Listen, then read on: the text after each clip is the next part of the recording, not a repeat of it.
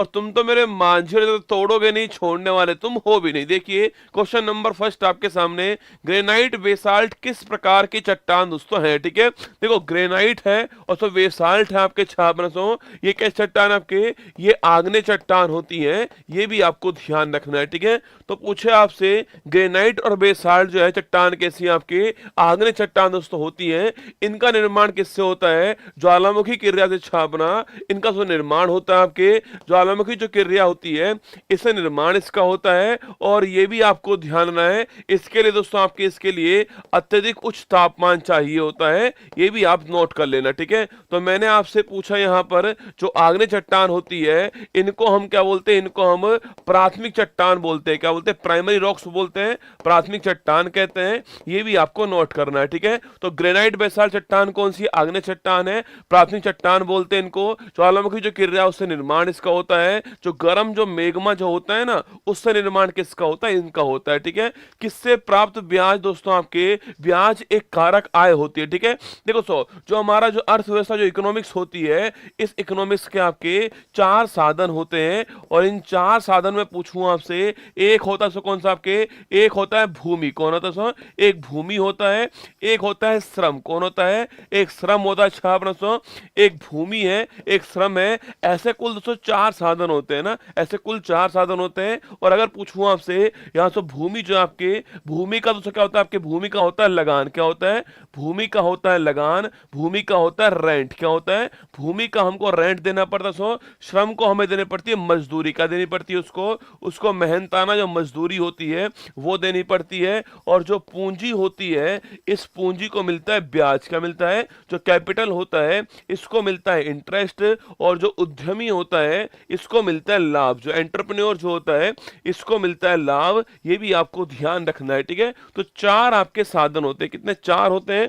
एक भूमि आपके, भूमि होती है, श्रम होता है, पूंजी होती है, उद्यमी होता है, ठीक है। मतलब लैंड है, लेबर है, इस कैपिटल है और एंटरप्रेन्योर है, ये चार होते हैं, ठीक है। पूछूं आपसे, भूमि का लगान होता है, रेंट होता है, श्रम का मजदूरी वेजेज होती है, पूंजी का ब्याज होता है, उद्यमी का लाभ होता है। इन चारों को अगर मिला लेंगे तो हमारी राष्ट्रीय आय आ जाएगी, नेशनल इनकम आने वाली है, ठीक है। तो भूमि, श्रम, पूंजी, उद्यमी, ये चार फैक्टर होते हैं। लगान, मजदूरी, ब्याज, लाभ जो है ये चार उससे आय होती हैं। इनको मिलाने के बाद में राष्ट्रीय आय आती है। सवाल पूछ रहा है किससे प्राप्त दोस्तों ब्याज, पूछूं आपसे तो ब्याज किससे मिलता है, पूंजी जो होती है इससे ब्याज प्राप्त होता है, ये भी आपको ध्यान रखना है, ठीक है। भारतीय संविधान के आर्टिकल नंबर 23 और 24 में किस अधिकार के बारे में लिखा हुआ, सो आर्टिकल 23-24 जो है इसमें शोषण के विरुद्ध जो अधिकार है इसके बारे में इसमें उल्लेख किया गया है, ठीक है। और पूछूं आपसे, आर्टिकल 23 बड़ा महत्वपूर्ण आर्टिकल है। अगर पूछे आपसे कि जो मानव अंग है, मानव अंगों की जो तस्करी होती है इसका विरोध कहां पर लिखना, मानव अंगों की जो तस्करी होती है जिसको हम ह्यूमन ट्रैफिकिंग बोलते हैं, इसका विरोध कहां पर है, इस पर बैन कहां पर किया गया है, तो आर्टिकल नंबर 23 जो है इसमें किया गया है, ठीक है। कभी सवाल पूछूं आपसे यहाँ पर, कभी सवाल पूछे छापना सो, मानव अंगों की तस्करी पर बैन करने वाला आर्टिकल नंबर 23 हो गया, ठीक है। कभी सवाल पूछे आपसे जो बेगार प्रथा जो होती है इसका विरोध करने वाला कौन सा है, इसका भी विरोध करने वाला आपका आर्टिकल नंबर 23 हो गया, ठीक है। टेबल शुगर में क्या शामिल दोस्तों होता है, ठीक है। देखो एक होती है टेबल शुगर, मतलब कि जो हमारी टेबल पर जो शुगर होती है ना उसे बोलते हैं टेबल शुगर, ठीक है। सवाल पूछूं आपसे, टेबल शुगर जो है इसमें क्या शामिल होता है, ठीक है। इसमें होता है आपके सुक्रोज, क्या होता है, सुक्रोज जो है ये टेबल शुगर होती है, ये आपको ध्यान रखो। जो चीनी होती है, चीनी जो होती है वो सुक्रोज होती है, ठीक है, टेबल शुगर। अगर आपसे यहां पर पूछ ले कि जो ब्लड शुगर जो होता है, जो ब्लड शुगर होता है इसमें क्या शामिल दोस्तों होता है छापना, जो ब्लड शुगर है इसके अंदर आपके ये होता है ग्लूकोज, क्या होता है, ग्लूकोज होता है। और ग्लूकोज का फॉर्मूला क्या होता है, इसका फॉर्मूला है C6H12O6 फॉर्मूला है, ये भी आपको ध्यान रखना है, ठीक है। तो ब्लड शुगर ग्लूकोज हो गई है, और टेबल शुगर पूछूं आपसे ये सुक्रोज हो चुकी है, ये आपको ध्यान रखना है, ठीक है। और पूछे आपसे फ्रूट शुगर कौन सी छापना, फ्रूट शुगर होती है आपके फ्रक्टोज, कौन सी होती है, फ्रक्टोज होती है फ्रूट शुगर, ये भी आपको ध्यान रखना है, ठीक है। और अगर सवाल पूछूं आपसे सुक्रोज जो है इसका निर्माण किससे होता है, ये आपको बताना है मुझे, ठीक है। सुक्रोज जो है इसका निर्माण किससे होता है ये आपको छापना है, ठीक है। दो सवाल और लिख लीजिए। माल्टोज जो है, जो माल्टोज है इसका निर्माण किससे होता है बताना आपको, ये भी छाप लेना आप जो है। माल्टोज जो है इसका निर्माण किससे होता है ये बताना आपको। और पूछूं आपसे लैक्टोज जो है इसे क्या बोलते हैं, इसे मिल्क शुगर बोलते हैं। क्या बोलते हैं इसको, मिल्क शुगर कहते हैं। और जो लैक्टोज होता है इसका निर्माण किससे होता है। ये तीन क्वेश्चन आपके सामने मैंने रख दिए, ठीक है। देखिए दोस्तों, जिसके पीछे भी आपको ओज मिलेगा, क्या मिलेगा, OSE मिलेगा, वो कार्बोहाइड्रेट होगा। ये बात तो आप जानते होंगे ना। जिसके पीछे भी आपको OSE या फिर ओज मिलेगा वो क्या होने वाला है, वो कार्बोहाइड्रेट होने वाला है। क्या होने वाला है, कार्बोहाइड्रेट होने वाला है। ये आपको ध्यान रखना है, ठीक है। अब सवाल पूछा मैंने आपसे कि जो सुक्रोज होगा इसका दोस्तों निर्माण किससे होने वाला। देखो सुक्रोज जो होगा इसका निर्माण जो है वो ग्लूकोज और किससे होने वाला है, ग्लूकोज प्लस फ्रक्टोज जो है इससे होने वाला है। ये भी आपको ध्यान रखना है, ठीक है। तो ग्लूकोज प्लस फ्रक्टोज मिलने के बाद क्या मतलब, इसको मिलने के बाद सुक्रोज बनेगा। ये आपको नोट करना है, ठीक है। और माल्टोज पूछूं आपसे, अरे याद करो जीजी माल रसगुल्ला क्या है, जीजी माल है, ठीक है। जीजी माल है मतलब कि क्या हो गया, ग्लूकोज प्लस ग्लूकोज, क्या हो गया है, ग्लूकोज प्लस ग्लूकोज जो है ये माल्टोज हो गया है। जीजी माल है, इससे आप निकाल सकते हो, ठीक है। और पूछूं आपसे लैक्टोज छापना, लैक्टोज को बोलते हैं आपके मिल्क शुगर बोलते हैं, ठीक है। और लैक्टोज किससे बनता है, सो लैक्टोज छापना आपके यह है ग्लूकोज प्लस गैलेक्टोज, किससे बनता है, ग्लूकोज प्लस गैलेक्टोज से बनता है लैक्टोज। ये भी आपको ध्यान है। और गैलेक्टोज को बोलते हैं हम लोग ब्रेन शुगर, क्या बोलते हैं, ब्रेन शुगर कहते हैं। ये भी आपको यहां पर नोट करना है। तो सारे पॉइंट आपके एग्जाम के लिए बहुत काम के होंगे, ठीक है। आगे बढ़िए, नेक्स्ट क्वेश्चन आपके सामने। भारत में प्रच्छन्न बेरोजगारी दोस्तों मुख्यतः किस क्षेत्र में पाई जाती है, ठीक है। प्रच्छन्न का मतलब होता है छिपी हुई बेरोजगारी। क्या होता है, प्रच्छन्न का मतलब होता है हिडन एम्प्लॉयमेंट। छिपी हुई बेरोजगारी जो है सो वो कहां मिलती है, एक दोस्तों खेत है, उस खेत पर दो लोग काम करते हैं, फिर दोस्तों उन दो लोगों के आपके दो बच्चे जो है वो भी उसी खेत पर काम करते हैं, फिर उनके बच्चे उसी खेत पर काम करते हैं। मतलब दोस्तों केवल और केवल क्या है, केवल और केवल आपके वही भूमि है, उस पर दो लोग, उस पर चार, उस पर 6, उस पर 8 लोग काम कर रहे हैं। जरूरत केवल 2 ही लोग की है, तो बाकी सारे कैसे हो गए, बाकी सारे रोजगार में लगे हुए हैं पर वो छिपे हुए बेरोजगार हो गए, उसे बोलते हैं प्रच्छन्न बेरोजगारी। सो भारत में जो कृषि जो है, जो एग्रीकल्चर जो है, यहां पर सर्वाधिक कौन सी है, यहां पर सर्वाधिक छापना आपके प्रच्छन्न बेरोजगारी है। इकोनॉमिक्स की लैंग्वेज में कहूं आपसे, जिस बेरोजगारी के अंदर सीमांत उत्पादकता 0 होती है उसे प्रच्छन्न बेरोजगारी बोलते हैं। यह सवाल एग्जाम में खूब पूछा गया है, ठीक है। लिखिए दोस्तों, जिस जिस आपके बेरोजगारी में आपके सीमांत उत्पादकता जो है इसको इंग्लिश में बोलते हैं मार्जिनल, क्या बोलते हैं इसको इंग्लिश में, मार्जिनल प्रोडक्टिविटी कहते हैं इसको इंग्लिश के अंदर। अगर ये 0 हो, क्या हो, सो ये 0 हो जाए अगर, तो क्या हो जाएगा, तो प्रच्छन्न बेरोजगारी होने वाली है। ये पॉइंट इकोनॉमिक्स के हिसाब से बहुत ही महत्वपूर्ण पॉइंट है। सीमांत उत्पादकता 0 हो जाए तो यह क्या सी आपके प्रच्छन्न बेरोजगारी होने वाली, आपको ध्यान रखना है, ठीक है।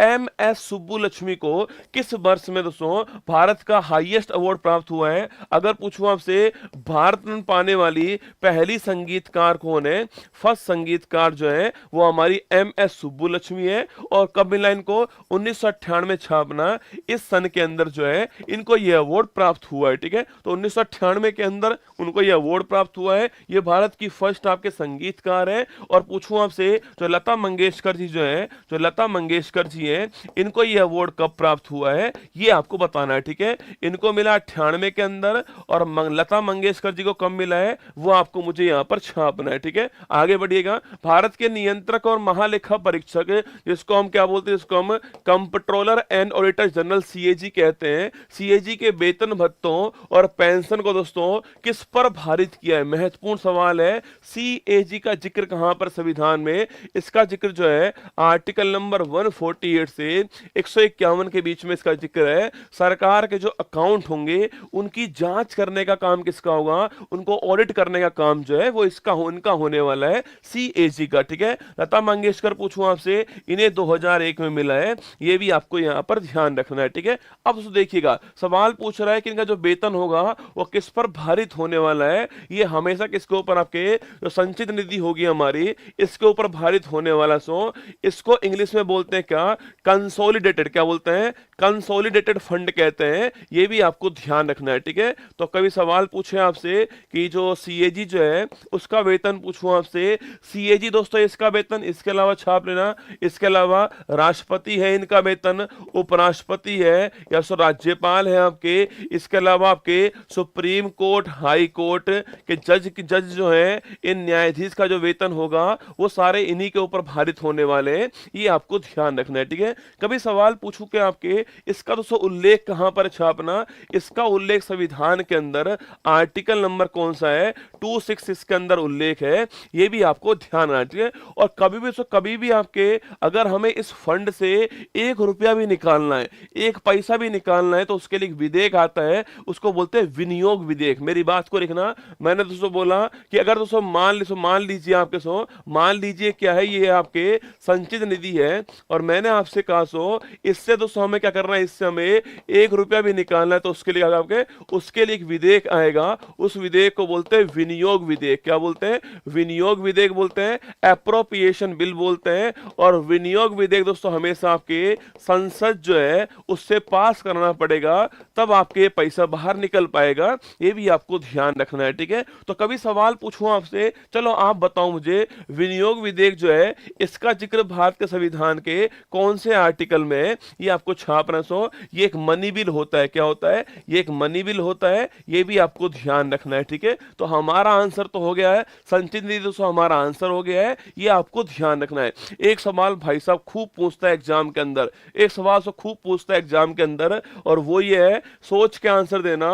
हाई कोर्ट के जो न्यायाधीश होते हैं, सोच का, हाई कोर्ट के जो न्यायाधीश हैं, इनका जो पेंशन जो होता है, यह पेंशन किस पर भारित होता है, ठीक है, किस पर भारित होता है। ये सवाल आपके पीसीएस सीजीएल में खूब पूछा गया सवाल है और अधिकांश बच्चे गलत करते हैं इसका आंसर। हाईकोर्ट के जो न्यायाधीश हैं, इनकी जो पेंशन जो होती है वो किस पर भारित होती है। एक ऑप्शन होता है केंद्र की आपके संचित निधि के ऊपर भारित होती है, या आपके जो राज्य जो है उसके ऊपर भारित होती है। 2 सवाल आपके सामने, यहां पर आपको बताना है इसका आंसर क्या है। सोच समझ के आराम से आंसर छापना। मैंने पूछा आपसे हाईकोर्ट के जो न्यायाधीश हैं उनका जो पेंशन जो होता है, वो पेंशन जो है किसके ऊपर भारित होता है, ठीक है, सेंट्रल जो हमारा फंड है उसके ऊपर, या फिर जो राज्य है उस फंड के ऊपर भारित होता है। आर्टिकल नंबर 144, पहले तो आप लिख लो मेरे साथ में आपस हो, पहले तो लिखिएगा आप जो है विनियोग विधेयक किसके अंदर है, आर्टिकल नंबर 114 के अंदर विनियोग विधेयक है। ये आपको ध्यान रखना, ठीक है।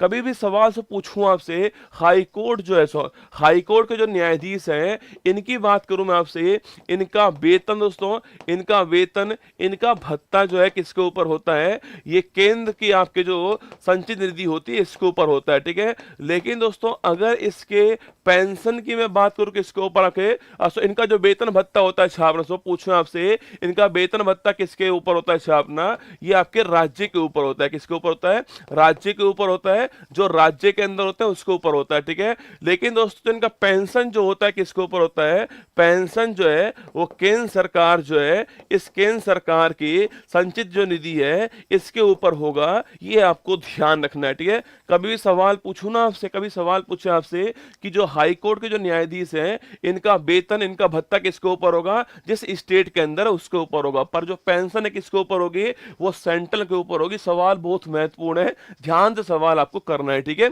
आगे देखिए, कौन भारत पर दोस्तों आधारित किताब उल हिंद पूछूं आपसे, किताब उल हिंद का लेखक कौन है, अल बरूनी है। ये भी आपको ध्यान रखना है, ठीक है। किताब उल हिंद लिखने वाला कौन, अल बरूनी हो गया, ये आपको नोट करना है, ठीक है। आगे देखिए, विधान परिषद की दोस्तों न्यूनतम संख्या कितनी है। देखो मैंने आपसे कहा था, याद कीजिएगा, आपके जो विधानसभा होता है इसमें न्यूनतम कितना आपके 60 से 500 होती है। क्या आपको याद है, क्या हम पिछली क्लास में पढ़ चुके हैं, जो विधानसभा होता है इसके अंदर न्यूनतम 60 होती है, अधिकतम 500 होती है। पर इसके कुछ अपवाद होते हैं, जैसे गोवा अपवाद है, सिक्किम अपवाद अपवाद है, ये सारे इसके अपवाद है, ठीक है। और पूछूं आपसे जो विधान परिषद जो होती है हमारी, इसमें दोस्तों न्यूनतम कितने हैं इसके, इसमें न्यूनतम 40 होते हैं, ये भी आपको ध्यान रखना है, ठीक है। कभी सवाल पूछे आपसे जो विधान परिषद है उसमें न्यूनतम आपके न्यूनतम 40 होते हैं, नोट करना। देखो सवाल को पढ़ लेना। देखो 60 वाले जितने भी आंसर छाप रहे हो ना, मेरी बात को सुनना, विधानसभा के अंदर 60 होंगे न्यूनतम। सवाल में अगर पूछे आपसे काउंसिल की बात करें, परिषद की बात करें, तो यहां पर न्यूनतम 40 होंगे, ये भी आपको ध्यान रखना है, ठीक है। कहां कहां दोस्तों हमारे पास में, कहां कहां हमारे पास स्टेट के अंदर जो है वो द्वि सदन है हमारे पास में, ये आपको बताना है, ठीक है। मतलब विधानसभा भी है, विधान परिषद भी है, छापना सो ऐसे हमारे पास कितने स्टेट हैं, तो लिखो तू भी मजा कर, क्या कर, तू भी मजा कर। ये ट्रिक आपको यहां पर ध्यान रखनी है, ठीक है, तू भी मजा कर, ठीक है। T4 पूछूं आपसे, T4 तेलंगाना क्या हो गया है, T4 तेलंगाना हो गया है। U4 आपका उत्तर प्रदेश हो गया। सो BHI का मतलब बिहार हो गया, क्या हो गया, बिहार हो गया। सो आपके M का मतलब छापना आपके ये महाराष्ट्र हो गया है। और A का मतलब क्या हो गया, आंध्र प्रदेश हो गया है, आंध्र प्रदेश हो गया है। और KR मतलब क्या हो गया, कर्नाटक हो चुका है, ये आपको ध्यान रखना है, ठीक है। तो 6 राज्य हो गए, तेलंगाना, उत्तर प्रदेश, बिहार, महाराष्ट्र, आंध्र प्रदेश, कर्नाटक है। ये आपके जो 6 जो स्टेट हैं, इनके अंदर विधानसभा भी है, विधान परिषद भी है, ये आपको ध्यान रखना है, ठीक है। सर्वाधिक सीट कहां पर आपके पूछूं आपसे, सर्वाधिक सीट छापना आपके 100 सीट सर्वाधिक कहां पर है, उत्तर प्रदेश के अंदर है, ये भी आपको यहां पर नोट करना है, ठीक है। तो तू भी मजा कर, इससे आपको नोट करना है। कभी सवाल पूछ ले आपसे तो मिनिमम सीट 40 होंगी, ये भी आपको ध्यान रखना है, ठीक है। बेरी बेरी रोग पूछूं आपसे, बेरी बेरी रोग जो आपके किसकी कमी दोस्तों होता है, इससे विटामिन जो B1 है इसकी कमी से ये रोग होता है। इसको हम लोग थियामिन बोलते हैं, इसे हम थियामिन कहते हैं दोस्तों। और पूछूं आपसे जो पॉलिश शामिल होता है, इस पॉलिश शामिल के अंदर कौन सा विटामिन नहीं होता है, विटामिन B1 नहीं होता, ये भी आपको ध्यान रखना है, ठीक है। तो बेरी बेरी रोग विटामिन B1 से होता है, थियामिन हो गया, पॉलिश शामिल में ये नहीं होता, ये भी आपको नोट करना है, ठीक है। आगे देखिए नेक्स्ट क्वेश्चन आपके सामने, किस वर्ष में रेल बजट जो है इसको दोस्तों सेंट्रल जो बजट है इसमें मर्ज कर दिया, इसमें मिला दिया, ठीक है। नोट करो दोस्तों, अगर पूछूं आपसे, देखो अलग दोस्तों कब होता है, अलग होता है एकवर्थ कमीशन, किसके, एकवर्थ कमीशन जो है इसकी रिकमेंडेशन पर दोस्तों अलग होता है। और विलय कब हुआ, आपके 17 में विलय हो गया छापना। और कमीशन कौन सा है, कमीशन आपका विवेक देबरॉय कमीशन, कौन सा है, विवेक देबरॉय कमीशन जो है इसकी सिफारिश पर जो है, इसके रिकमेंडेशन पर आपके रेल जो बजट है उसको मर्ज कर दिया, ठीक है। तो रेल बजट पूछूं आपसे, इसको मर्ज कर दिया किसमें, आपके सेंट्रल गवर्नमेंट सेंट्रल बजट के अंदर विवेक देबरॉय कमेटी है, 17 का जो बजट आया था उसमें मर्ज हो गया था, ठीक है। और एकवर्थ जो कमीशन था इसमें अलग हुआ है, ये भी आपको ध्यान रखना है, ठीक है। नौकरेक बायोस्फीयर रिजर्व पूछूं आपसे, भारत के किस दोस्तों स्टेट में, आपके ये स्टेट हमारा मेघालय, कौन सा हो गया है, मेघालय के अंदर हो गया। सो मेघालय में एक तो नौकरेक है आपके, सो इसके अलावा जो मेघालय सो यहां पर कौन आपके, यहां पर छापना आपके बाल पक्रम भी यहीं पर, ठीक है। तो बाल पक्रम भी यहीं पर है, मेघालय भी यहीं पर है, और नौकरेक भी यहीं पर है, ये आपको ध्यान रखना है ना। भारत में बड़े पैमाने पर सोने के सिक्के जारी करने वाला पहला शासक पूछूं आपसे किस वंश का था दोस्तों। इतिहास हो, इकोनॉमिक्स हो, ज्योग्राफी हो, पॉलिटी हो, हिस्ट्री हो, सारे सवाल आपके सामने, बस मैदान से एपिसोड को अपने दिल में उतार लो। यकीन मानना इस मंजिल को, इसकी औकात दिखाने में ये सीरीज अपने आप में मील का पत्थर साबित होने वाली, ठीक है। देखो दोस्तों, मैंने पूछा भारत में बड़े पैमाने पर सोने के सिक्के जो है जारी करने वाला वो वंश कौन सा था, वो वंश था कुषाण वंश, कौन था, कुषाण वंश था। और पूछूं आपसे कुषाण वंश जो है इसका संस्थापक कौन था, ये आपको बताना है, ठीक है। सेकंड सवाल से कुषाण वंश के कौन से शासक थे आपके जिन्होंने बौद्ध संगति का आयोजन किया था, ये भी आपको बताना है, ठीक है। जिन्होंने बौद्ध संगति जो है इसका आयोजन किया था, इनका नाम भी आपको बताना है, ठीक है। देखो फाउंडर पूछू कौन आपके छापना, देखो कुषाण वंश दोस्तों हो गया ना, इसके फाउंडर कौन आपके, इसके फाउंडर है कुजुल कुडफिसस, कौन है, ये खूब पूछता है एग्जाम वाला, कुजुल कुडफिसस जो है वो इसके फाउंडर हैं, इनका नाम भी आपको ध्यान रखना है, ठीक है। जो कुषाण वंश है उसके फाउंडर कौन है? अरे फाउंडर कनिष्क नहीं है आपके, फाउंडर कौन है आपके? कुजुल कुडफिसस इसके फाउंडर हैं, ये आपको ध्यान रखना है, ठीक है। और अगर पूछूं आपसे जो बौद्ध संगति पूछूं आपसे, देखो 4 बौद्ध संगति हुई है, मैंने पहले ही पढ़ाया था आपको। एक राजगृह में हुई है, सेकंड वाली वैशाली में हुई है, थर्ड वाली पाटलिपुत्र में हुई है, और फोर्थ वाली कहां पर हुई है? ये कुंडलवन कश्मीर। कहां हुई है? कुंडलवन कश्मीर से यहां पर हुई है। और अगर आपसे पूछूं आपसे, ये जो आप कुंडलवन कश्मीर में हुई है, ये कनिष्क के टाइम पर होती है। और दोस्तों अगर पूछूं आपसे, इस जो आपके बौद्ध संगति है इसके अध्यक्ष कौन थे?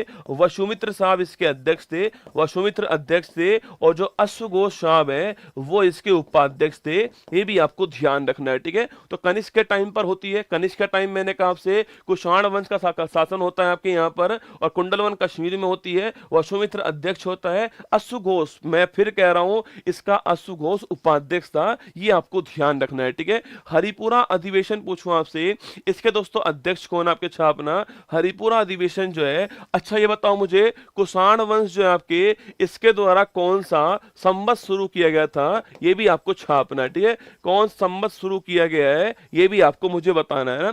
हरिपुरा अधिवेशन का अध्यक्ष कौन है? ये अधिवेशन 1938 के अंदर होता है, और अध्यक्ष कौन थे इसके? सुभाष चंद्र बोस जो है वो इसके अध्यक्ष बनते हैं दोस्तों। और इसके अगले साल जो अधिवेशन होता है 39 के अंदर होता है, त्रिपुरी अधिवेशन होता है, और इसमें विवाद हुआ। विवाद के बाद में सुभाष चंद्र बोस जो है इन्होंने कांग्रेस छोड़ दी, और कांग्रेस छोड़ने के बाद में इन्होंने फॉरवर्ड ब्लॉक की स्थापना की। इसकी फॉरवर्ड ब्लॉक जो है इसकी स्थापना 1939 में की है, ये भी आपको ध्यान रखना है, ठीक है। सवाल मैंने पूछा आपसे कौन सा संवत आपके शक संवत शुरू किया गया है, ये भी आपको ध्यान रखना है, ठीक है। शक संवत शुरू हुआ था, ये आपको नोट करना है। अब कब शुरू हुआ है ये आप बताओगे, ठीक है। शक संवत जो है इसकी शुरुआत कब हुई है छापना है, इसकी शुरुआत कब से हुई है ये आपको बताना कमेंट बॉक्स के अंदर, ठीक है। चूने के पानी में, चूना का जो पानी है उसमें कार्बन डाइऑक्साइड गैस को प्रवाहित करने पर बनने वाले दोस्तों अपक्षय जो है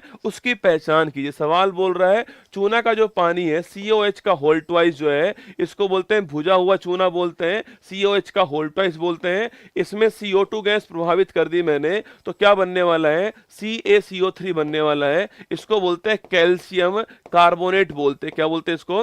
कैल्शियम कार्बोनेट बोलते हैं। और दोस्तों इसी का रंग कैसा होता है आपके? इसका रंग दूधिया होता है, व्हाइट होता है, ये भी आपको ध्यान रखना है, ठीक है। तो बनने वाला क्या होगा? बनने वाला कैल्शियम कार्बोनेट होने वाला है, CaCO3 होने वाला है, ठीक है। 78, हाँ छापना 78 जो ईस्वी है वो कार्यकाल होगा, ये भी आपको ध्यान रखना है, ठीक है। चलिए आगे बढ़ते हैं। 78 जो AD होगा वो कार्यकाल होने वाला है, ध्यान रखिएगा, ठीक है। किस चार्टर अधिनियम में, ये सवाल ढंग से पढ़ना, ये सवाल CGL में आया दोस्तों, ये सवाल CGL में था, ढंग से पढ़ना सवाल को। किस चार्टर अधिनियम में भारत के साथ व्यापार पर ईस्ट इंडिया कंपनी के दोस्तों एकाधिकार को पूर्णतः निलंबित कर दिया है, ठीक है। सवाल पूछ रहा है सो वह कौन सा अधिनियम है, वो कौन सा एक्ट है जिसके द्वारा जो भारत के साथ जो व्यापार हो रहा था किसका? ईस्ट इंडिया कंपनी का, उसका जो एकाधिकार जो मोनोपोली था उस व्यापार को पूरी तरह पूर्णतः निलंबित कर दिया। सवाल आपके सामने ये, ठीक है।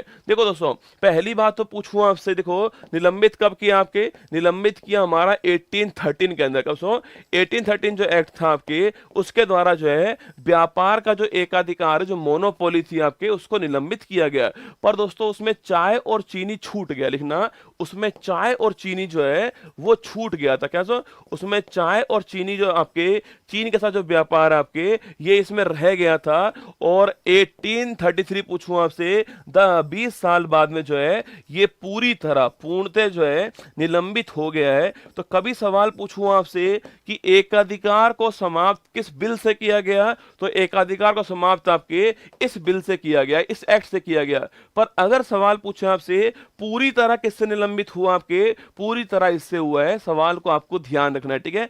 एकाधिकार निलंबित इससे होता है, पर इसके अंदर आपके चाय और चीन के साथ जो व्यापार आपके वो रह गया था। चीन वाला चीनी है ना, चीन वाला चीनी है, ठीक है, वो रह गया था। और आपके 13 के अंदर जो है पूरी तरह सस्पेंड हो गया है ये आपके एकाधिकार, ये आपको ध्यान रखना है, ठीक है। चलिए आगे बढ़ते हैं। नेक्स्ट क्वेश्चन, भारत के महान्यायवादी की नियुक्ति करने वाला कौन? ठीक है, देखो पहली बात दोस्तों जो महान्यायवादी होता है इसको बोलते हैं हम लोग क्या? इसे बोलते हैं अटॉर्नी अटॉर्नी जनरल कहते हैं, ठीक है। आर्टिकल नंबर 76 में इसका उल्लेख है। और मैंने आपसे पहले भी कहा हुआ है, महान्यायवादी जो है वो हमेशा प्रसाद पर्यंत काम करने वाला किसके, राष्ट्रपति के, ठीक है।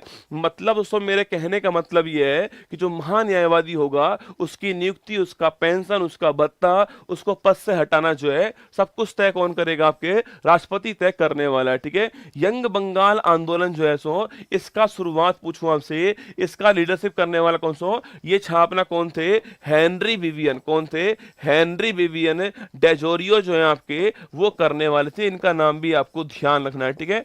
हेनरी विवियन पूछूं आपसे, डेजोरियो साहब जो है इन्होंने यंग बंगाल जो आंदोलन है इसकी शुरुआत की है। नाम क्या है, हेनरी विवियन डेजोरियो, ये आपको ध्यान रखना है, ठीक है। आगे देखिए, किस भारतीय क्रिकेटर ने दोस्तों the test of my life जो है वो बुक लिखी है छापना। The test of my life book किसकी है, युवराज सिंह। किसकी है, युवराज सिंह की है, ये भी आपको ध्यान रखना है, ठीक है। The test of my life book किसकी है, युवराज सिंह की है ना। पूछूं आपसे, पंच जगत वर्गीकरण के जनक कौन छापना, इसे बोलते हैं हम, क्या बोलते हैं, इसे बोलते हैं फाइव किंगडम। क्या बोलते हैं इसको, फाइव किंगडम क्लासिफिकेशन जो है उसके जनक कौन थे, इसके जनक छापना। इसको देने वाले कौन था आपके, बताओ मुझे, अरे याद करो, आपके एच व्हीटकर। कौन थे, एच व्हीटकर साहब जो है इन्होंने आपके फाइव किंगडम क्लासिफिकेशन दिया है, पंचजगत वर्गीकरण दिया, ये भी आपको ध्यान रखना है, ठीक है। जिसमें दोस्तों एनिमल भी शामिल है, जिसमें प्लांट भी शामिल है, जिसमें मोनेरा शामिल है, प्रोटिस्टा शामिल है जिसके अंदर, और कवक शामिल है, ठीक है। ये पांच कौन कौन से आपके, पांच है आपके छापना। मोनेरा हो गया, मोनेरा हो गया, और प्रोटिस्टा हो गया, मोनेरा प्रोटिस्टा। इसके अलावा छापना कवक हो गया, फंगस हो गया है, इसके अलावा एनिमल हो गया है, एनिमल और प्लांट जो है, ये पांच हमारे सामने वर्गीकरण जो है, पांच जगत आपके सामने दिखाई दे रहे हैं। एच व्हीटकर साहब देने वाले, नोट करना, ठीक है।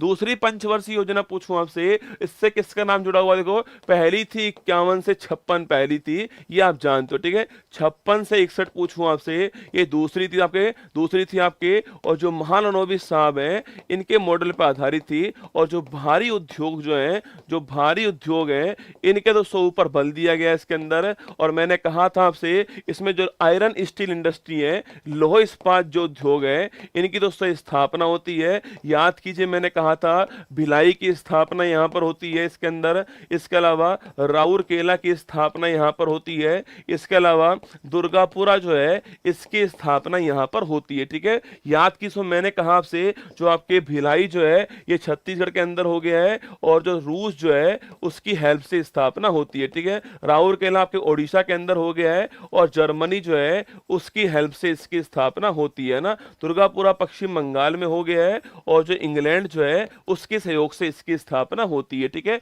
और इसी योजना में छापना, इसी में हमारा 2 अक्टूबर 1959 छापना त्रिस्तरीय पंचायत व्यवस्था जो है इसकी शुरुआत राजस्थान के नागौर से होती है, और पंडित जवाहरलाल नेहरू करते हैं, ये भी आपको ध्यान रखना है। ये इसी योजना के अंदर हुआ था ना।